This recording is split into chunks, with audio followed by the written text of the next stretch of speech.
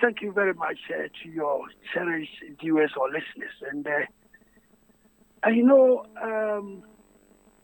there's no smoke without fire. I've been a member of the NDC, and I do appreciate what the party has done for me for the past 12 years that I've been with them. But sometimes we must be a bit firm and honest, and that is what has happened in my case. If I could give you a little bit of background, we went for the primaries, and I competed against unqualified candidate. Despite all the appeals to the party, the listing fell on deaf ears. And then we went, and she won. It's a lady, she won. And I don't dispute. You're talking about Joanna Jan? Yeah, exactly, yes. And after that, some people from the constituency went to court to challenge her eligibility. And the court held the view that she must be injuncted until the final determination of the case, which they did. But it dragged for a very long time, and just before the nomination by the UC, I think 3 days to go, the party decided to annul that election and then conduct fresh elections, which I decided to participate. 3 days to that was a Friday. We're giving the forms, and we're supposed to come for voting on Saturday, the next day, and then next day will be the election, and Monday will be for the filing of the nomination. And I decided to participate. I went in, picked the form, sent it to the village to complete and bring it back. Because our place is very far. Even to get a form on Friday afternoon and to go to the constituency and then come back with a form 7 a.m. and for the veteran. I thought there was something. But when I went, we paid 45,000 Ghana cedis for that. Even though the previous one also, we had paid the money. The previous election, we have paid. So I thought that they were just going to rerun the election. Now we had to pay again. So you paid twice for the same. I paid twice for the rerun of the contest. Of the contest, and I went within 30 minutes as a sitting MP. I was disqualified. You were disqualified within 30 minutes by the vetting committee. By the vetting committee, I was disqualified. On what basis? On what basis were you disqualified? Found some names. We had to. In my place, you have to get about a third of the constituents to endorse your form, the party members, and they found some mistakes in that place. Okay, not the endorsers and all that, but there's a portion where you have to get majority. Then they found some anomalies in that. Okay. And based on letting me correct, no, I was not given the opportunity, and then I was disqualified. So you were disqualified based on those errors there, lapses, yes. administrative errors. You expected that they would have given you a chance to correct them. Exactly. Even the UC had to give us some chance. The UC, if you do, and there are some another, you are allowed to correct. Yes, they take a form and go through and tell you.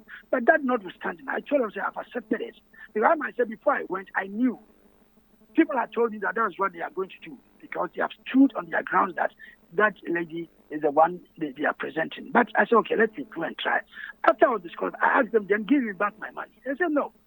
45,000 is gone within 15 minutes. We just consider how long you work before you get that 45,000. Yes. They just take it. So I decided that was not fair.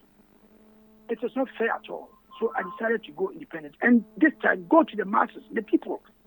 The people are the ones who elected me to parliament, not the delegates alone. I know the delegates are important, but sometimes it's not a reflection of the will of the masses. They know. And I believe that with this, maybe we are going to take a second look at the delegate system because it is not turning out the best. Because these days, if you have money, we can have drug laws and criminals, excuse me to say, and maybe uneducated people having money and buying for the parliament. Is that how we want to run our country? Is that what you suspect of your opponent? That she has money and she bought the delegates? I'm saying generally, that's what we have to do. Yes, because until then, nobody knew her in the constituency. So for her to have won against an incumbent, it means she did something more there, yes. So that's what I say. That otherwise, if it were to be general election, but the masses voting, maybe they would have questioned, where is this from this one? Where is this one? There was no way you are going to give all of them money. If maybe 10,000 people from the party are going to vote like we do in the U.S. NDC tried before, but I think there were some hitches. Our database was not very well grounded, so it was not successful. I think we have to revisit that system, whereby if you are coming, the whole party structure, the whole party will have to vote. So I believe that with this, we are going to be circumspect next time. So I start to go independent, yeah. So your main reason for going independent is the mode in which you were disqualified and the refusal of the party to refund the 45,000 cedis to you.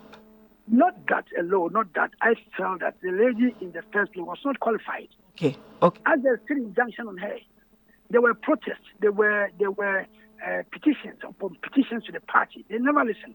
So we thought that since the court had injuncted her, the party was going to listen to run the election even without her. But here's a case that it was manipulated to make sure that the lady goes back. It was manipulated by who? The party itself? I believe so. How could they have just given 3 days to file vetting and then elect, and then I was disqualified. So there was no contest. She was popularly acclaimed as the sole candidate for the party. Contender. So she went through. And so sometimes we need to stand and make sure that these things are not repeated. Maybe from the experience of others, cautious men will learn wisdom. Next time, maybe these things will not happen. People should not take me as a litigant, no. But sometimes you have to stand for something. Yes, in this country, you have to stand for something.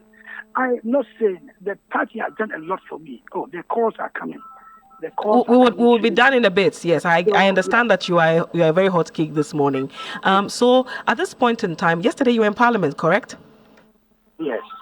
In Parliament. So you were in Parliament as the MP for Amenfi Central. Yes. Okay. And at the moment, there is a push by the minority side, which you went to Parliament on the ticket of the NDC. They are making a push for the seats of 4 MPs to be declared vacant because of the switch. You being the Amenfi Central MP, deciding to go independent. And then in the camp of the NPP, there are 3 other members of Parliament who have also, 2 have decided to go independent, and an independent is joining the NPP. Are you in any way worried that there are efforts to declare your seat vacant? No. I'm not worried at all, because if you take a decision, there is an action. Any action should warrant a reaction. Action and reaction should be equal and opposite. So if you are going to do that, you must know. You know the rules and the laws. But you stand on some principle. You want to send a message. You want to make sure. If you call somebody, hold on, please. All right, so we are speaking to the Member of Parliament, Member of Parliament for Amenfi Central, and we're speaking to him in relation to moves by his party to have the Speaker declare his seat vacant. And kindly bear with us, listeners, because this is a very pressing issue. A lot of people are equally interested in talking to him. Yes, so you were saying that every action you take, there is a reaction, or with every action comes consequences. Yes, and there has been a precedent. You know, if you cast your mind back at this formula, the current second deputy speaker. Yes, he had the same experience. He went as independent, and his seat was declared vacant by then Speaker of Parliament, Professor Mike Okoye. At that time, there was a lot of argument here and there. People did not agree, but finally he gave the ruling that since he's gone independent, he's no more a member of Parliament. And that's the interpretation he gave. But some also arguing that statement was there to prevent cross-carpeting. Because during the Liman's time, there was that. Members could cross carpet. You can just cross the maze and go and sit the other side. Then you become a member of that side. Then the next day you can come here. I believe the next parliament, they wanted to prevent that. So they put a clause there that if you want to cross to the other side, you need to resign your position, and go for a by-election and then go there. You cannot just come to Parliament. If you are NDC, then you have to go the next day you are MPP. No, that I believe, because there are some lawyers also arguing that. I'm not a lawyer, I'm an engineer, but I can read and understand. And so some school of thought saying that, that one is that you have to resign and go to the other side. In this case, the person, like we are saying that in the next Parliament, we have You want to be independent. Okay. Not in this. I've not said that I've resigned from my position. I'm not saying that. So for this parliament, I say that I'm an NDC member. But I've given notice that after this parliament, the next one, I'm going to be an independent candidate. So some school of thought interpreting the law to be like that. But however, we are waiting for the ruling of the speaker. Of the speaker. He's an experienced man. He was there when Michael Quay did that ruling, whether he liked at that time or not. Now it is his turn. The ball is in his court, whether to follow that precedent or to bring his own ruling. At the same time, also, the majority leader has gone to Supreme Court to seek interpretation of that statement, whether it means that if you have intention of going to maybe NDC or MP to crossing carpet after the next election, whether it means that now you have crossed carpet. That is what is going to. If you have the intention of going independent the next elections, that is the ninth parliament, whether it means that now, no, because I've declared that intention, now I seek to be a member of the party and a member of the this thing. So. Okay, and so in relation to this decision that you have taken, are you confident of victory come 2024? Is this worth the risk you're taking? Oh, the risk I'm taking. See, now you are all interviewing me. It's a point also. For some in this country, yes, we need to stand for something. Yes, as a human being, you need to leave a mark. Not only trying to, but you leave a mark.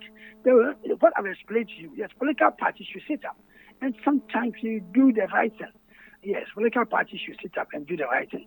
I'm most grateful that NDC has given this opportunity, and I have become so popular. Before that, I was a marine chief engineer, and I was taking good.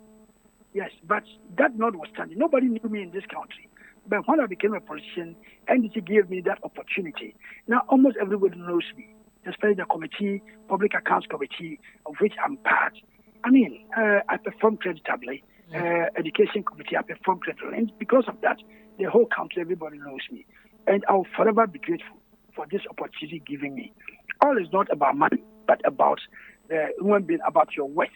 So I think, say, even if I'm expelled from the party, I'll never say any bad thing about the party. I'll remain faithful and true. So that if I win, I decide what to do. So that is the reality. But we have to make a point. Sometimes, once a while in the country, even though morals have gone down, but sometimes somebody has to sit up and make sure that we right the wrong. With this one, I think all political parties will learn that next time when we are doing these things, we must be circumspect. And, circumspect what we are doing. Not to just bully people that, oh, we are the party, we can do whatever we want. No, especially in the primaries. Whenever it's primary, you see people coming from abroad, they are not in the party, they come and pay some money and win the elections. Then in the general election, they are missing. So I think this may prevent some of these things happening in the party. We will, next time, I believe that the parties, but so that maybe change the modus operandi or to vet the people very, very well. We saw that in the Jechikwesi case and many others. Okay, and there have been several occasions where some people are holding dual citizenship. They come because they come from abroad. They give some money. The parties allow them. These days, I think people have to be conscious of that. People have to be aware of these things. And then slowly, if we take cue from these things, our politics will be cleansed from the base, so that we don't allow maybe drug laws and social misfits to come into parliament. Because if the parliament is destroyed, it will affect the judiciary, it will affect the executive, and then the fourth estate, that is the press. It will affect if you send unscrupulous element to parliament. What do you expect from there? They'll pollute the whole system. So I think this what we are doing sometimes maybe is going to clean the system for us. Okay. Thank you. And you keep referencing we. Has there been a discussion between you and the other three? That's it. No, I've not spoken to them at all. No, not at all. Okay, and yes, you also keep referencing, you keep making the point that you are grateful for the NDC and all.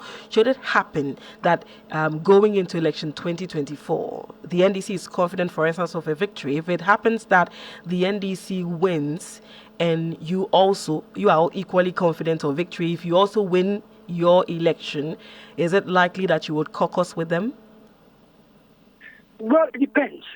I cannot predict the future. I've said that I'm still a member of the NDC, so it depends on what happens, if they want me and whether a negotiation will go very well. Why not? I cannot say yes or no. I cannot predict the future At this point. At this point. But I'll do this. I'll say true. I'll be honest and fair to mother country, to mother Ghana, and then to my constituents. Whatever will satisfy. Because if they elect me, I will listen to my constituents. Okay. What they want them. And also, at this point, will anything change your mind? Well, I cannot predict the future, so let's see. But I think I'm determined. Okay. Madam. All right. And so, but are you open to discussions at all? Has there been any overtures from the party to you? Why not? It is only the food that doesn't change his mind. So let's see what happens. But I think I'm determined. I think this thing started over a year ago, and we have dragged it. It's come to this stage. And I believe I never spoke to the press. I never came out openly. It is my style. I want to do things at the background. Yeah, I think, madam, it's enough. All right, yes. Thank you very much for speaking to us. We're grateful for your time. You had to speak to the Member of Parliament for Amenfi Central. Now, he went to Parliament on the ticket of the NDC. In fact, yesterday he was in Parliament representing the people of Amenfi Central. And at the moment, he has decided to go independent. He says that his opponent was not qualified to be even part of the contest, but it looked as though the party had already chosen his opponent to be the one to run on the ticket of the party in the person of Joanna Jan. And so he's decided to go independent beyond, the processes. He's saying it being biased. He also had concerns with the decision of the party not to refund the 45,000 cedis he paid in terms of filing to contest for that seat. This is the Morning Star here on Star 103.5 FM.